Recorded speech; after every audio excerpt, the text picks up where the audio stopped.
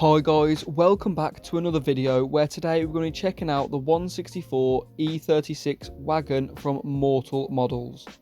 Now, this model I was super excited to check out when it was first announced, as you don't see very many E36 models, especially wagons, at all. So to see this and see what it was like, I was super excited. Now, as you can see, the packaging fairly simple with the sleeve design, all the details on the bottom which you would normally need, and obviously the logo as well with the 164. The model on the base, you can see again the Mortal logo, the E36 WAGON as well, and the number which will also be on screen for you.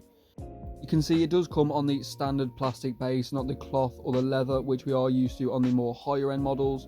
Obviously this model is in the price range of around £22 to £27 depending on where you do get them from, but in my opinion that is completely worth it for this model.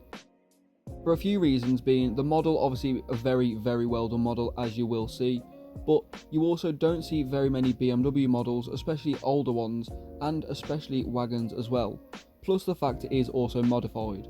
Now you can also get stock versions of these as well, which I will also be doing a review on, but for now obviously we do have the wide bodied version. You can see the body kit is very nicely done and it does have that rubber trim all the way around. It's even got the gap for the fuel filler cap, which again is nice attention to detail. It's also got the rear wiper blade on the back as well with the M3 logo, and like I say, the rear lights are really nicely proportioned. Now I do think there could have been a little bit more detail on the rear of the model, maybe a number plate or something a little bit extra, but nonetheless the rest of the model does make up for that. You can see it's got the door handles which are nice and prominent, and the wing mirrors are nicely proportioned too, also with the mirror decal. Now you can see it does have the roof rack bars as well, which are a little bit flimsy, but again you're not really going to be handling this model too much, as obviously these are for display. I would say most of the detail is at the front of this model. As you can see, it's got some nice depth in the grille and also the headlights as well.